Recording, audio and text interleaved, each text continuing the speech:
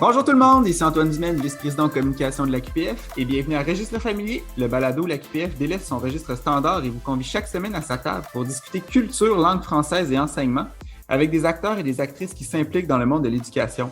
Cette semaine, on a un épisode bien spécial pour souligner la Journée internationale des professeurs de français. Alors, bonne journée des profs de français tout le monde, en ce jeudi 25 novembre. Et on aborde donc le sujet de l'après-COVID. Comment réfléchir à notre enseignement après-COVID avec France Legault. Salut France.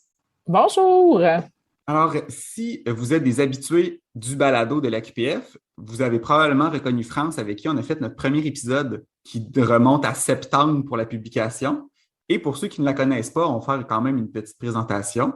Donc, notre invité est France Legault, conseillère pédagogique au récit des écoles privées dans le domaine des langues et une collaboratrice de ce balado depuis ses tout débuts. Si vous ne l'entendez pas, elle participe à la rédaction des questions et au contenu. Donc, on avait fait d'ailleurs le premier épisode sur la rentrée 2021, tourné en juin, qu'on présentait en septembre. Et on s'est dit que dans le cadre de la journée des profs de français, puisque le thème était le COVID-19 et après, ben c'était une bonne chance d'aller retravailler justement là, ce qu'on s'était dit en juin, ce à quoi on pensait maintenant et vers l'avenir, vers quoi on pourrait s'en aller. Et je demande toujours à mes invités d'abord, est-ce que cette présentation te satisfait? Bien, tout à fait. Je pense que ça me représente bien. Super. Et là, comme tu étais notre première invitée, le cadre du balado n'était pas nécessairement final. Tu sais, on n'avait pas la structure complète. Donc, il y a des questions que je ne t'avais pas posées que je posais aux invités. Alors, je prends la chance cette fois-ci de te les poser. Alors, pour terminer leur présentation, je demande toujours à mes invités un objet de culture qui les a marqués. Donc, quel était ton choix? Ben, moi, je dirais que c'est probablement la trilogie des dragons que j'ai vue au théâtre. Et puis, j'avoue que ça a peut-être été... Bon, j'avais précédemment, là, au secondaire, vu Don Quichotte. Et puis, la mise en scène qui avait été faite par Lepage m'a complètement épatée, puis je vais peut-être même dire bouleversée. Puis après ça, quand j'ai eu la chance de devenir une enseignante à mon tour et que je me suis retrouvée dans ma tâche avec l'art dramatique, j'ai toujours eu ce souci-là d'essayer de vous revoir ou de réinventer un peu là, du haut de mes trop peu de connaissances en théâtre, une mise en scène qui allait peut-être amener quelque chose de différent ou qui pouvait devenir peut-être inspirant ou en tout cas qui était peut-être une co-construction avec mes élèves. Donc, j'avoue que souvent, la mise en scène au théâtre me marque peut-être plus que la pièce elle-même. Donc, l'expérience qu'on vit au théâtre et que l'auteur et que le metteur en scène tentent de nous partager. Hey, super intéressant. Je pense que c'est la première pièce de théâtre qu'on a comme objet de culture, donc j'aime bien l'idée. Alors, rentrons dans le vif du sujet. L'objectif est de voir un peu, faire le portrait. Là, maintenant, on vise le futur post-pandémie. Vers quoi on s'en va? C'est quoi les enjeux? Qu'est-ce qu'on doit travailler? Et avant toute chose, ben, puisqu'on y avait participé les deux, on vient également du congrès de la QPF. Donc, on avait le congrès qui s'est fait fin octobre. On nous a invités à réinventer la roue. Donc, justement aussi, cette idée de projection dans l'avenir, de qu'est-ce qu'on peut faire, comment on modifie notre enseignement, comment on va travailler différemment. Et plus largement, on a aussi eu la loi 40 qui, dans le fond, encadre et oblige à 30 heures de formation avec les enseignants. Donc, dans ce cadre-là de développement professionnel, de congrès qui revient, vers quoi on s'en va une fois qu'on a ce bagage-là? Qu'est-ce qu'on fait avec ces informations-là qu'on reçoit en formation? Je pense que la première chose, c'est surtout de prendre un pas de recul. Puis, tu sais, on entend, il y a des profs qui reviennent en classe, qui reviennent dans leur école, sont vraiment super emballés de tous les ateliers qu'ils ont vus, sont remplis d'idées, remplis de bonnes intentions. Puis, ben, la première chose, je pense que j'ai le goût de dire, c'est avant de se lancer, ben, prenons un pas de recul. Laissons tout ça décanter, puis surtout de peut-être prendre un moment avant d'en parler à ses collègues pour éviter qu'il y ait l'effet de nous, on est super emballés, on est vraiment content de ce qu'on a vu, mais eux, ils se sentent juste comme, OK, là, il se passe encore quelque chose de nouveau, on est encore en réajustement. Donc, de peut-être juste prendre le moment pour le digérer puis de vivre notre congrès, surtout que ça fait longtemps qu'on n'a pas vu des vraies personnes en vraies personnes. Donc, toute cette effervescence-là là, qu'on a vécue lors du congrès de la QPF puis qu'on commence à revivre quand on a des événements qui sont en présentiel notamment. Fait que ça, je pense que ça serait la première chose là, que j'aurais le goût de recommander, de tout laisser ça décanter. De laisser reposer, puis on s'en rend compte, là, pour l'atelier que j'ai donné, j'ai passé 1h15 à parler d'une seule notion qui était le complément direct. C'est sûr qu'après ça, si tu reviens et tu décides déjà de modifier, ça fait quand même, là, pour une seule notion, peut-être beaucoup de temps là, à replacer si c'est celle-là soudainement qu'on veut se mettre à travailler. Donc, on prend un pas de recul. Ben, tu viens de nommer justement, moi j'ai donné, tu nous dis, Antoine, que tu as donné un atelier notamment sur l'accord du participe passé. Ben, peut-être que j'ai adoré la démarche que j'ai vue dans ton atelier, mais la première question, ça va être, est-ce que ça fait partie des essentiels, des savoirs essentiels ciblés par le ministère cette année? Ou même, est-ce que ce à quoi j'ai assisté, ça s'adresse aux élèves qui sont à mon niveau? Parce que justement, de peut-être aller juste rebaliser puis retourner dans notre programme, retourner dans notre progression des apprentissages pour s'assurer que c'est cohérent avec notre niveau. Si ça ne l'est pas, bien, c'est parfait. On va pouvoir le donner au suivant. Donc, à qui ça s'adresse? Est-ce que c'est à quelqu'un d'un autre niveau ou est-ce que c'est peut-être un beau projet, mais qu'on va mettre de côté parce que ça a trop d'implications pour le moment? Donc, de ne pas nécessairement le jeter aux poubelles, mais de voir comment on peut soit le donner à quelqu'un d'autre ou soit le mettre de côté pour y revenir plus tard. Oui, tout à fait. Puis non, c'était pas sur les participes passés, c'était juste sur la notion de complément direct. Ça, bon. on y reviendra sur le participe passé plus tard. Oui. Mais donc, tu sais, de rentrer dans le savoir essentiel, puis on en avait parlé au premier épisode, de dire, ben, en plus, on avait des savoirs essentiels coupés où on avait encore plus restreint. C'était quoi cette année, là, post-pandémique? Donc, on a, de façon générale, c'est quoi les savoirs essentiels? Mais je pense qu'en plus, cette année, on doit aussi aller voir, mais est-ce que ça a été dans les notions qui ont été maintenues aussi comme savoir essentiel? Puis peut-être faire attention de voir si ça a été coupé l'an passé, pas cette année. Donc, tu sais, il y a toute l'arrimage de ces 2 dernières années avec nos savoirs essentiels qui ont été modifiés. Tu as tout à fait raison, puis je trouve ça intéressant ce que tu amènes parce que tu amènes vraiment la notion de verticalité aussi. Donc, d'avoir une réflexion sur ce que les élèves ont vu l'an dernier aussi. Ce qu'on réalise aussi beaucoup, en tout cas, je vais parler pour moi parce que c'est pas basé nécessairement sur la recherche, mais beaucoup plus sur l'expérience et les discussions que j'ai la chance d'avoir avec des enseignants, parce que la fédération, ben, c'est 280 écoles situées partout sur le territoire du Québec. Donc, de cette île à Hull, en passant par Rivière-du-Loup, là, on a un grand territoire. Puis, ben, je vois vraiment un retour aussi à l'enseignement des compétences et des stratégies des élèves. Tu sais, dans le fond, de revenir sur des stratégies d'autocorrection, des stratégies de lecture, mais aussi beaucoup des compétences qui sont transversales ou des compétences qu'on va dire globales, qui ne sont pas nécessairement toujours étroitement liées à la didactique du français ou aux disciplines, à notre discipline, mais plus comme les compétences sociales. Nos élèves, ça fait 2 ans qu'ils vivent dans une réalité qui n'est pas nécessairement telle qu'on la connaissait avant. Donc, que ce soit dans des bulles classes qui sont fermées, que ce soit dans des confinements à la maison. Les relations sociales ont été un petit peu plus difficiles dans les 2 dernières années, puis on peut, je pense, notamment s'en apercevoir un petit peu plus. Donc, les compétences sociales sont peut-être aussi à revoir avec nos élèves. Donc, peut-être saisir l'occasion d'enseigner la collaboration, saisir l'occasion quand on va parler d'oral pour faire des cycles de lecture ou des discussions pour favoriser les échanges, puis prendre le temps d'enseigner aux élèves comment on fait des interactions. Je vais dire un petit peu la même chose. Nos élèves ont passé beaucoup de temps à la maison, donc peut-être revenir sur des méthodes de travail, comment on s'organise, comment on gère le temps, comment on gère son espace autour de son bureau, comment on gère son organisation dans sa suite nuagique notamment.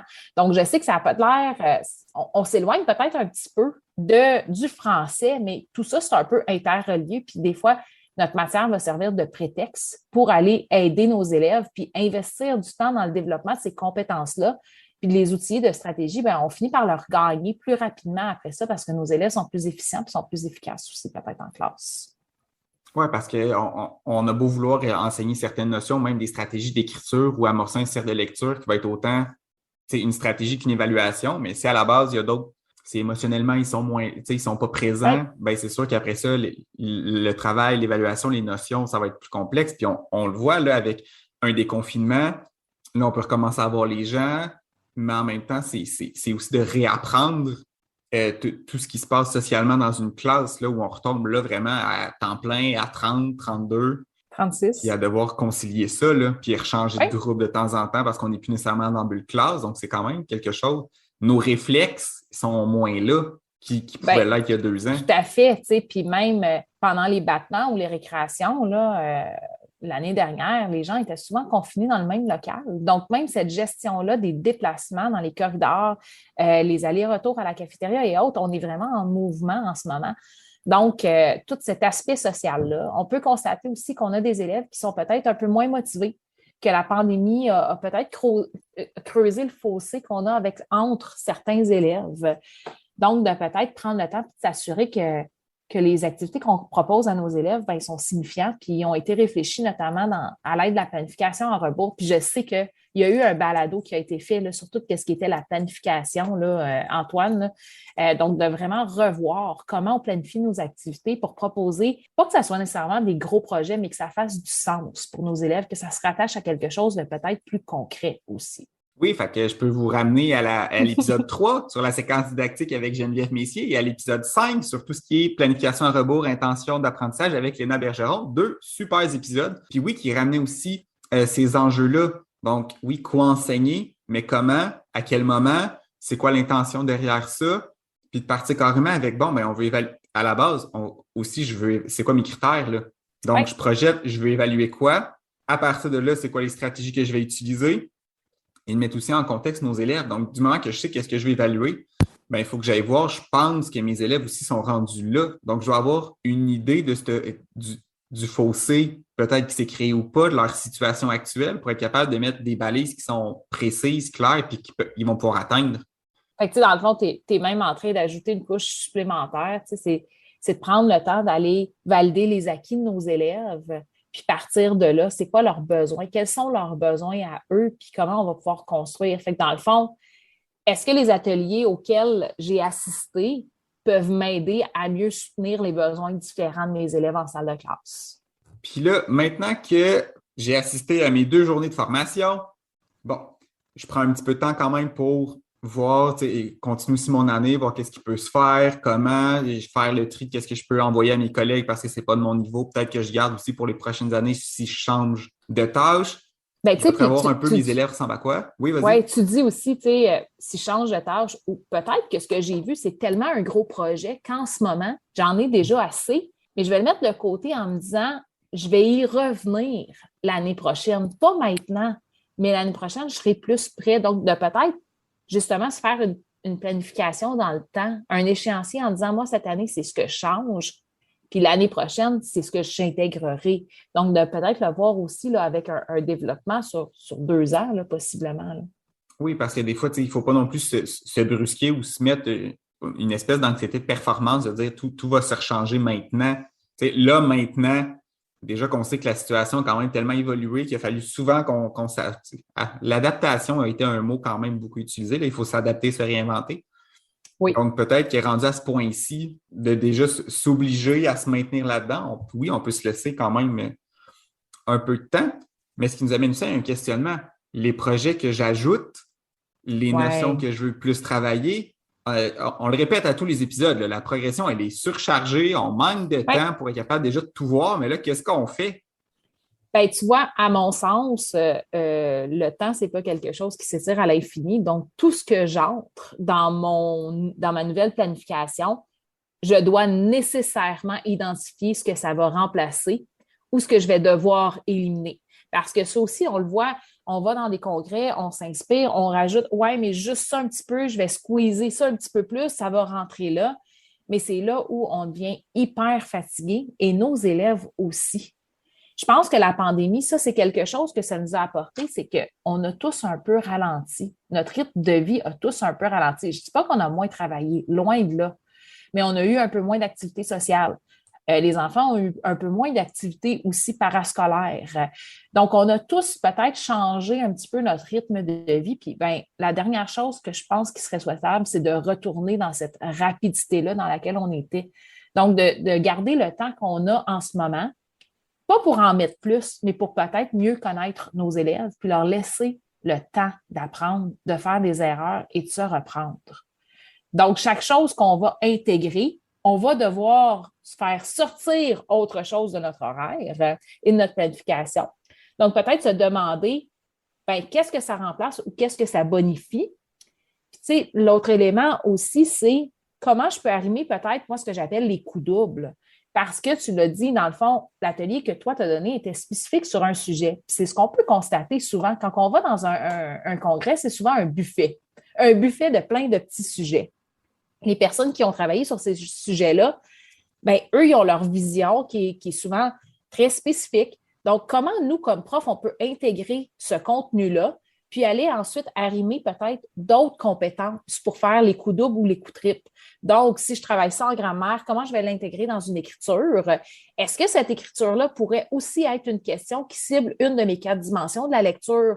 Donc, d'aller rattraper mon œuvre aussi pour être capable, avec cette petite écriture-là et ce réinvestissement-là, ben, d'aller chercher peut-être 2 traces de 2 compétences.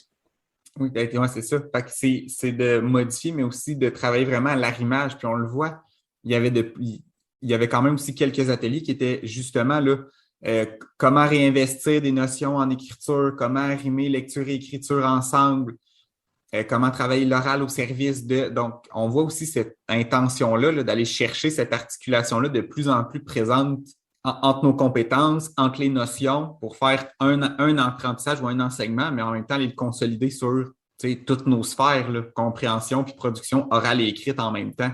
Bien, tout à fait. Puis d'avoir une trace, parce que moi, je vais toujours parler de trace, donc une image, une photo d'un élève, puis de pouvoir aller faire un coup double ou un coup triple, ça fonctionne très bien si on a des grilles desquelles ces grilles-là doivent être construites sur le cadre d'évaluation. Donc, dans le fond, d'aller s'assurer, c'est sûr que quand on parle de coup double, coup triple, encore une fois, ce n'est pas une note qu'on va pouvoir aller placer dans différentes compétences, mais c'est plutôt qu'on va utiliser 2, 3 visions, donc 2, 3 grilles selon nos compétences pour aller après ça porter un jugement professionnel. Là.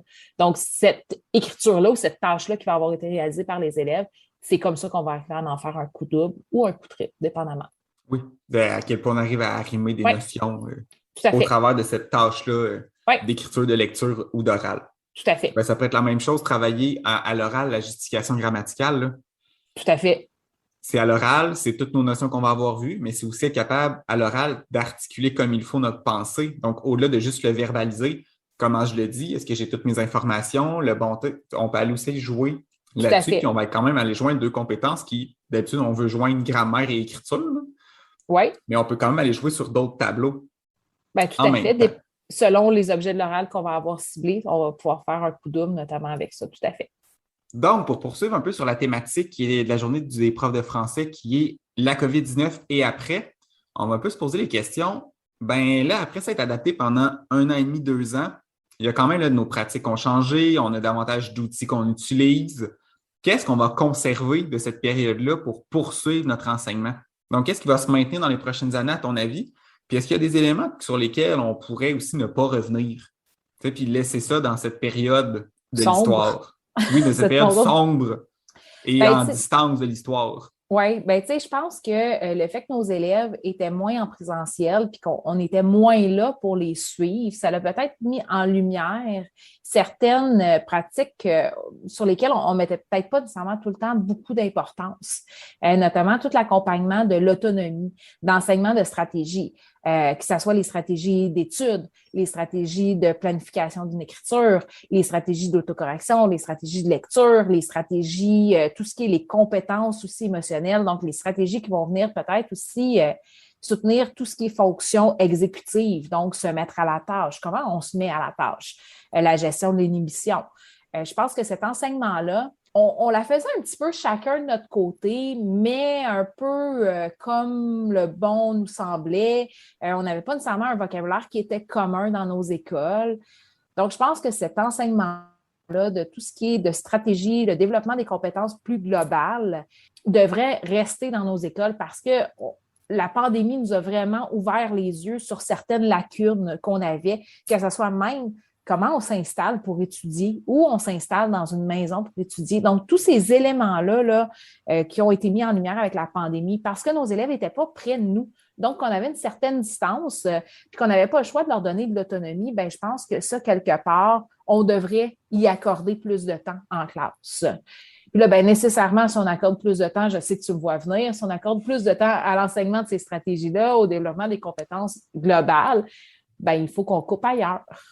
Donc, il va falloir quand même mettre des choses de côté si on veut que ça soit un enseignement peut-être plus explicite de ces stratégies-là, puis qu'on y accorde du temps pour que les élèves puissent le réinvestir et le développer là aussi. Fait que ça, je pense que tout ce volet-là, on aurait tout avantage à le garder puis à soutenir nos élèves dans ces développements-là. Oui, puis tu sais, je pense que c'est la période qu'on a eue, par exemple, de dire, tu as manqué un cours ou tu étais à la maison, le cours est enregistré. Où est-ce que tu trouves l'information? Est-ce que tu dois être, tu peux voir quelle est la notion que tu devais voir, comment fonctionnent nos plans de travail, où chercher les documents, à quel moment. Donc, quand même, tout ça, en début d'année, surtout, je pense, c'est quand même vraiment à consolider, à travailler pour faciliter après ça l'autonomie des élèves de façon générale.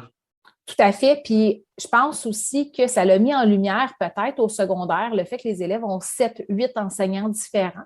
Donc, ce manque de cohérence-là qu'on a peut-être entre nous, parce que pour nous, ça fait beaucoup de sens, mais si on change de place avec l'élève, c'est 8 méthodes qui ont toutes beaucoup de sens, mais qui ne sont pas nécessairement cohérentes les unes avec les autres.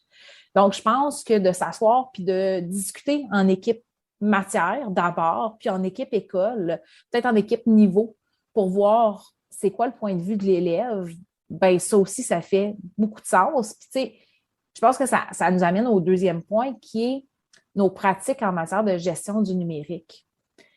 Dans le fond, nos élèves n'ont pas eu le choix d'utiliser le numérique, mais est-ce qu'on les a aidés à le gérer, ce numérique-là, notamment en ayant des bonnes pratiques, ou est-ce que moi, comme enseignant, j'envoie mes devoirs dans une plateforme, un autre enseignant utilise un autre moyen de communication. Donc, ça, c'est quelque chose qu'on a remarqué pendant la pandémie, peut-être le bris de cohérence du point de vue d'élèves parce qu'on n'est pas nécessairement uniforme.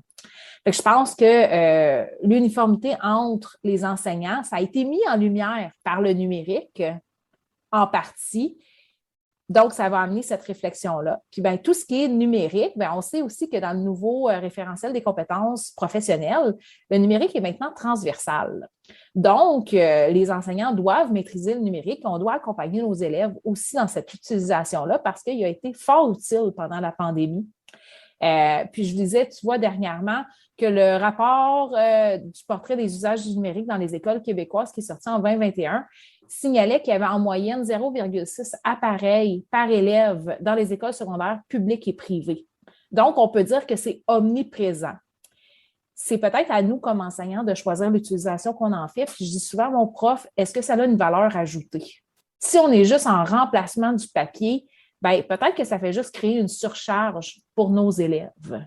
Fait que, tu sais, de peut-être se poser la question, l'utilisation que j'en fais du numérique, ça ajoute quoi de plus à mon cours? Puis, est-ce que c'est cohérent avec certaines balises qu'il y a, notamment les balises du ministère?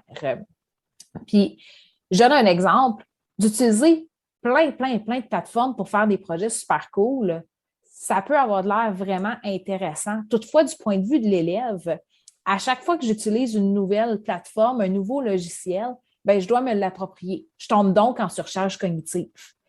Si je mets beaucoup d'énergie à maîtriser la plateforme puis à l'utiliser pour que ça soit vraiment wow, mon projet, bien, je ne le mise pas à mieux maîtriser le contenu du cours. Donc, de toujours réfléchir, est-ce que l'outil que j'utilise ajoute une valeur ajoutée? Oui ou non? Est-ce que du point de vue de l'élève, je dois me l'approprier? Oui ou non? Parce que peut-être que ça va nous guider dans nos choix numériques et moi, je guide tout le temps les profs à retourner dans leur suite nuagique. Donc, la grande majorité des écoles ont soit la suite Office 365 ou la suite Google pour l'éducation. Puis, à l'intérieur de ces deux suites nuagiques-là, on peut pas mal faire 90% de nos besoins. Donc, de rester à l'intérieur de ces suites-là pour éviter la surcharge cognitive de nos élèves, la maîtrise de tous ces nouveaux outils numériques-là, autant comme prof que comme élève. En même temps, je pense qu'on était surpris d'être aussi simple que d'utiliser Word, mais d'utiliser un logiciel de traitement de texte. Mais finalement, tu te rends compte que non, on veut des espaces, juste gérer des interlignes, parce qu'après ça, corriger des textes à simple interligne écrit en 11, là. Comment gérer de la révision? Est-ce que je mets des commentaires directement dans les textes? Le gras, l'italique, pour nous, ça peut paraître, je pense, simple, mais déjà, juste ça, pour qu'on ait des textes quand même que à l'écrit, papier-crayon, rapidement, on a les habitudes, là, on met ça en double interligne, l'écriture est quand même visible, nos commentaires, on les met déjà, au fur et à mesure, c'est plus facile à les rechercher. Donc, juste là, ça pouvait demander un certain travail. Bien, tout à fait. Puis, tu sais, dans le fond, si vous avez vos élèves en salle de classe, la vraie réalité, c'est est-ce que vos évaluations du ministère, les élèves vont le faire en papier-crayon? Si la réponse c'est oui, bien, si on va amener nos élèves à une situation d'évaluation et que le travail qu'on a fait avec eux est signifiant et cohérent, puis je ne suis pas en train de dire de jamais utiliser le numérique pour écrire. Toutefois, peut-être que la valeur ajoutée, c'est de faire écrire papier nos élèves, de le prendre en photo, puis de le documenter après ça, par exemple, dans un PowerPoint ou dans un Google Slide pour qu'on soit capable de naviguer rapidement comme si c'était une page ou l'autre, comme si on était dans un cahier. Bien, peut-être que ça va être suffisant. Donc, parfois, dire aux élèves, écris ton introduction directement dans une diapo, donc dans la première diapo. La deuxième partie, ton premier paragraphe, tu vas le faire papier, mais tu vas le prendre en photo puis tu vas l'ajouter dans ton PowerPoint ou dans ton Google Slide. Puis moi, ça va me permettre d'avoir tout ton texte en un même endroit, mais ma correction, je vais la faire papier-crayon sur ce que tu m'as écrit papier-crayon aussi. Donc, de naviguer puis de se sentir agile avec le numérique pour que ça l'ajoute une valeur ajoutée. Parce que si on est vraiment juste en remplacement, puis qu'on a enseigné à nos élèves un code d'autocorrection qui s'applique seulement sur le papier, ça devient une immense charge de travail de se corriger à l'écran. Donc, c'est peut-être aussi de réfléchir quand on veut utiliser le numérique, est-ce que ça l'ajoute une valeur, est-ce que ça l'ajoute de la valeur? Est-ce que ça donne une surcharge cognitive? Puis en amont à ça, est-ce que les stratégies que j'enseigne à mes élèves sont applicables aussi à l'aide du numérique? Fait que dans le fond, à mon sens, le numérique amène une réflexion qui est peut-être plus profonde, à savoir, est-ce que ce que j'enseigne à mes élèves, ils sont capables de l'appliquer à l'écran? Puis après ça, est-ce que le numérique a une valeur ajoutée, oui ou non? Parce que sinon, ça devient deux stratégies différentes. Parce que c'est vrai, si on a une méthode de correction papier-crayon, ça veut dire que les textes écrits à l'ordinateur devront être imprimés à un moment de la réflexion pour être capable de le corriger. Mais en même temps, l'écriture au traitement de texte peut quand même faciliter, si je pense à des ateliers d'écriture, quand on a de l'écriture fréquente, tout le processus de révision coûte moins cher d'effacer des mots, de déplacer des paragraphes à l'ordinateur qu'à chaque fois de la retranscription. Fait qu'on se retrouve quand même avec des enjeux avantages et inconvénients des deux côtés. Tout à fait. Puis, tu sais, moi, c'est pour ça que je dis quelle sera ton intention pédagogique. Si l'intention, c'est de travailler tout ce qui est la révision, ben 1, 2, 3, go, on utilise le numérique pour le faire. Si l'intention, c'est d'aller faire une vérification d'accords grammaticaux, de tout ce qui est la grammaire, tout ce qui est grammatical, ben dans ce cas-là, peut-être que ça va valoir la peine de le faire en papier, puis juste de le prendre en photo directement, puis l'insérer. Donc, c'est vraiment quelle sera l'intention pédagogique de l'enseignant et est-ce qu'on est dans une charge? Puis quand on parle d'avoir deux stratégies différentes, on a un certain nombre d'élèves dans nos salles de classe qui ont des plans d'intervention. Est-ce qu'on a une stratégie différente pour eux qui, eux, écrivent peut-être toujours à l'aide du traitement de texte aussi? Donc, c'est peut-être d'avoir une vision globale puis de se dire, bien, si j'enseigne une stratégie qui va s'appliquer dans tous ces contextes-là, moi, comme enseignant, je viens m'éviter une double ou une triple tâche aussi d'accompagnement auprès de mes élèves, là. Donc, c'est peut-être de se dire que ça sera un chantier sur lequel le département de français va vouloir se pencher là, au courant des prochaines années, notamment. Donc, si je comprends bien, au regard de ça, ce qu'on conserve, on s'est rendu compte qu'on avait beaucoup de stratégies plus globales, vraiment ce qui a trait aux compétences. Oui, nos compétences disciplinaires, donc stratégie de lecture, d'écriture, d'oral, mais aussi des éléments plus globaux, fonctions exécutives, comment on planifie notre propre travail, où on va le faire, comment on étudie. Et en même temps, tout le volet numérique qui s'est développé très, très, très rapidement avec les obligations du milieu et à quel point on peut unir ces deux-là, par exemple avec nos stratégies de correction ou même quand on va faire de l'oral, là, ce ne sera pas la même stratégie si c'est de l'oral enregistré versus la présentation PowerPoint devant la classe. Donc, on a quand même ces deux éléments-là à articuler. Ben, tout à fait. Puis tu sais, j'irais même au-delà de ça, de peut-être mettre en place un chantier dans lequel on va peut-être plus se parler entre nous. Donc, en interdépartement, interniveau, donc d'aller peut-être ouvrir les portes. On a survécu, là, ça fait 2 ans qu'on survit comme prof dans nos classes, qu'on accompagne du mieux qu'on peut nos élèves, mais peut-être de miser sur travailler ensemble pour pouvoir s'assurer aussi que du point de vue de l'élève, nos pratiques sont cohérentes. Donc, les stratégies que moi j'enseigne d'études en français, ben, comment les profs d'univers social, de mathématiques, de sciences vont pouvoir le récupérer. Puis peut-être aussi d'ouvrir la porte pour parler avec nos collègues en langue aussi, donc en anglais puis en espagnol, pour qui, eux, leur compétence première en ce moment, la première des 3 compétences, c'est l'interaction orale. Donc, ce sont des cours dans lesquels les élèves sont souvent en interaction entre eux. Donc, de peut-être aller travailler avec eux cette interaction-là, là, notamment.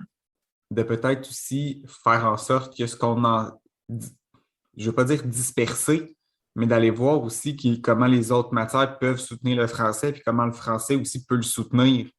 Tout à fait. Puis qu'on développe des relations peut-être autres que celles bien que rapidement pour les autres matières, ben là, est-ce que vous enseignez des stratégies de lecture puis qu'eux les récupèrent tout simplement? Ou est-ce que dans notre projet dans lequel on va collaborer, pouvez-vous corriger les fautes? Je sais que c'est des stéréotypes, mais de dépasser cette collaboration-là là, pour vraiment que ça soit signifiant là, pour nos élèves. Tout à fait. Et là, je vais essayer de faire une conclusion, mais qui va faire la boucle de notre demi-saison de balado avec on a quand même commencé clôturé où je nous ai réécouté. Mais tu sais, dès juin, pour le premier épisode là, qu'on a diffusé en septembre, on se questionnait déjà sur comment cette année allait être changée parce qu'on tombait à 2 étapes, parce qu'on avait à avoir des savoirs essentiels différents. Comment on allait arrimer ce début d'année-là? Est-ce que je faisais une révision complète en début d'année ou est-ce que finalement j'allais le remorceler en cours de route? Et on est parti avec ces idées-là. Et déjà, l'idée d'économiser du temps, en tout cas de le rendre plus efficace en faisant des coups doubles, des coups triples, articuler nos compétences. Et là, ben, on se rend compte que rendu maintenant qu'on est en novembre, ben, vers quoi on se projette, on maintient quand même ces idées-là où on doit maintenir nos savoirs essentiels. Malgré un congrès des notions, mais il faut quand même qu'on se ramène à c'est quoi nos savoirs essentiels et ça va se maintenir, ce questionnement-là de quoi enseigner, comment l'articuler.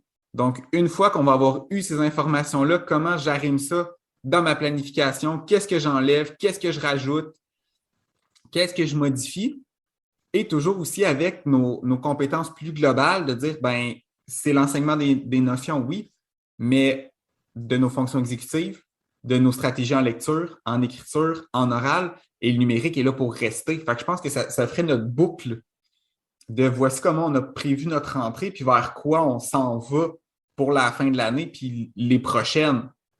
Oui. Mon Dieu, je Pas trouve que pire. tu résumes ça bien. Beaucoup de pratique. Et là, pour conclure l'épisode du balado, je demande toujours à nos invités un objet culturel qu'on peut utiliser en classe. Donc, que ce soit film, un documentaire, une émission de télévision, de la musique, de la littérature, un élément à utiliser en classe. France, qu'est-ce que tu nous proposes? J'ai le goût de dire possiblement, moi, un coup de cœur littéraire, ça serait Chouni. Donc, cette œuvre-là qui nous permet d'aller faire des ponts avec nos collègues d'univers social, peut-être aussi. Donc, d'aller prendre une œuvre qui a été écrite par quelqu'un, par une auteure qui est issue des Premières Nations. Donc, pour peut-être aller se raccrocher à ce qui est vu, par exemple, en univers social, puis faire des ponts, puis faire découvrir à nos élèves cette culture-là qui est peut-être un peu méconnue, puis que toute la culture des premiers peuples. Donc, moi, je pense que j'aurais le goût de recommander d'exploiter Chouni puis la résilience qu'on peut lire dans cette œuvre-là. OK. Moi, je pense que j'irais plus loin de dire on peut. Enfin, moi, j'avais traité d'autres œuvres de Naomi Fontaine quand j'enseignais au secondaire et c'est une autrice qui est vraiment intéressante pour travailler avec les élèves, là. C'est sa façon d'écrire, la poésie qu'il y a derrière ça, ses thèmes. C'est vraiment une autrice vraiment super à utiliser. J'aime beaucoup ta recommandation. Bien, je suis contente. Puis si ça pouvait peut-être faire le point de départ d'une séquence d'enseignement dans laquelle on pourrait aller y insérer peut-être plusieurs genres littéraires, pourquoi pas? Et peut-être articuler les 3 compétences. Et pourquoi pas faire un coup triple? On reviendra sur l'articulation. Et c'est ce qui conclut l'épisode 7 de Registre familier, notre épisode bien spécial pour la Journée internationale des professeurs de français. Nous étions avec France Legault, conseillère pédagogique au récit des écoles privées dans le domaine des langues. Merci pour votre écoute et en attendant le prochain épisode, n'oubliez pas de visiter notre site internet aqpf.qc.ca et de visiter nos différents réseaux sociaux. Salut France! Salut!